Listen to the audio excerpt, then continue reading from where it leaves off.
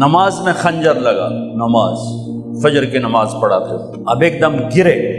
وہ چھپا ہوا تھا ابو لولو مجوسی، اس نے 7 وار کیے خنجر کے پیٹ میں، تو اب گرے، تو پہلی صف والوں کو تو پتہ تھا پیچھے نہیں، تو عبد الرحمن بن عوف لپک کے آگے مصلی پہ کھڑے ہو کے نماز شروع کرتے، اور چند آدمی اس کو پکڑنے کے لیے بھاگے، پھر اس نے آگے جا کے اپنے آپ کو خنجر مار کے اس نے خودکشی کر لی،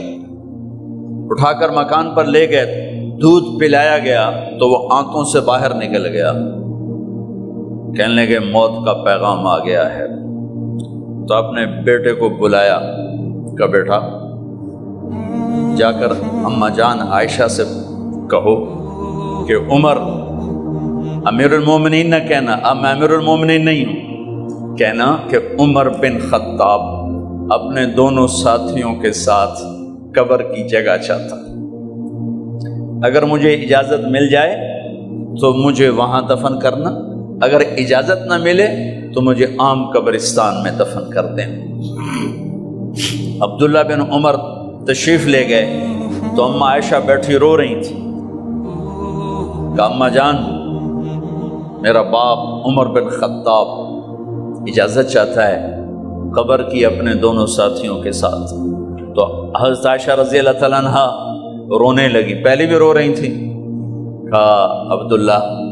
یہ جگہ تو میں نے اپنے لیے رکھی ہوئی تھی کہ میں اپنے خامند اور باپ کے ساتھ میں بھی ایک کونے میں سو جاؤں گی، لیکن اگر عمر کی خواہش ہے تو اس جگہ کا عمر مجھ سے زیادہ حقدار۔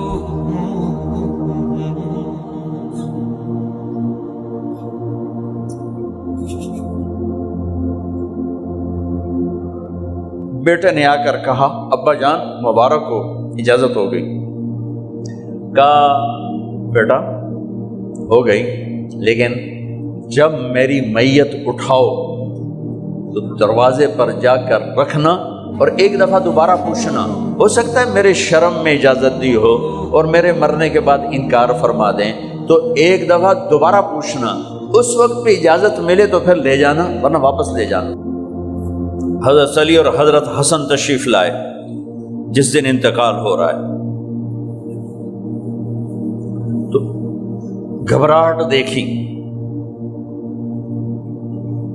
تو حضرت علی نے فرمایا عمر موت سے ڈر گئے ہو؟ کہ نہیں موت سے نہیں ڈرا، موت کے بعد کیا ہوگا اس سے ڈر گیا۔ یہ کون کہہ رہا ہے؟ میرے بعد کوئی نبی ہوتا تو عمر ہوتا، یہ وہ کہہ رہا ہے۔ یہ کون کہہ رہا ہے؟ آپ نے کہا آج رات میں جنت میں گیا تھا، میں نے ایک بڑا خوبصورت محل دیکھا، سونے چاندی زمرد یاقوت موتیوں کا، میں نے کہا یہ کس کا ہے؟ تو مجھے کہا گیا یہ آپ کے غلام عمر بن خطاب کا ہے۔ کون کہہ رہے ہیں؟ موت کے بعد جو ہوگا اس سے ڈر رہا ہوں۔ کہ آپ مسجد میں انٹر ہوئے، مسجد میں ایسے لوگ تھے،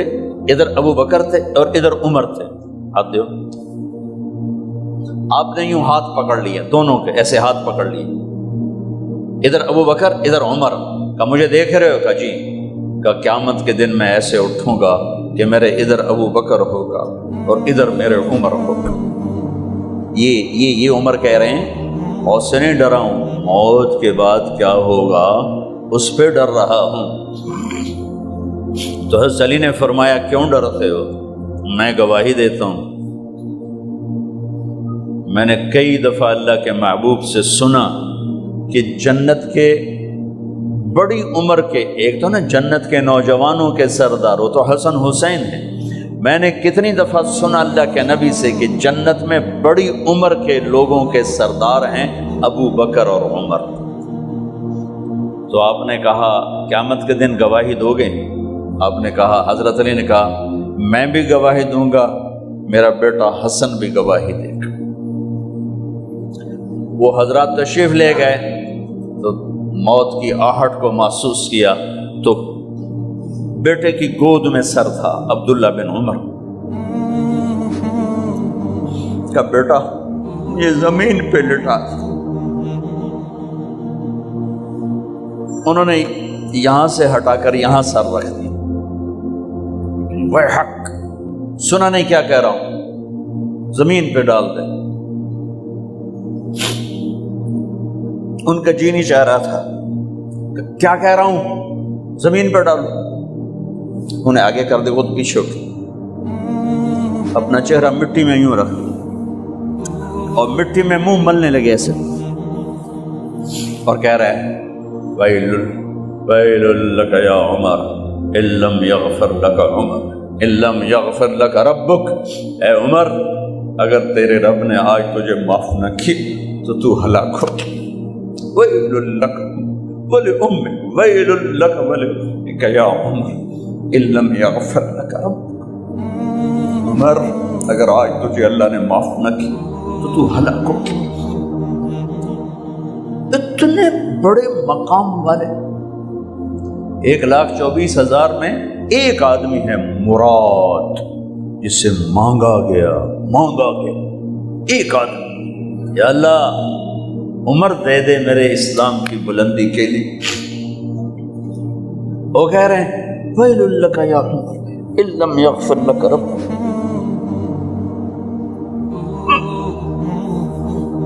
اے عمر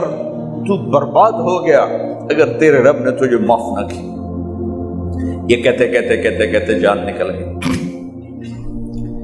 صہیب رضی اللہ عنہ نے آپ نے وصیت فرمائی تھی میرا جنازہ صہیب پڑھائے، رومی جنازہ پڑھایا گیا، کندھوں پہ اٹھایا گیا، اور آ کر اماں جان عائشہ رضی اللہ عنہ کے دروازے پر عبداللہ بن عمر، باقی تو کوئی پتہ نہیں تھا کسی کو، گوے ٹھہر جاؤ جنازہ یہاں رکھ دو۔ پھر آگے بڑھے، دستک دی، اماں جان میرا باپ عمر بن خطاب دروازے پہ پہنچ چکا ہے، اندر آنے کی اجازت ہے۔ تو اماں جان عائشہ نے فرمایا مرحبا بعمر، ہم عمر کو خوش آمدید کہتے، اور باہر تشریف لے گئیں۔ وہیں حجرہ مبارک میں قبر کھودی گئی تو عبداللہ بن عباس فرماتے ہیں کہ میرے کندھے پر کسی نے ہاتھ رکھا تو میں نے یوں پیچھے مڑ کے دیکھا تو جناب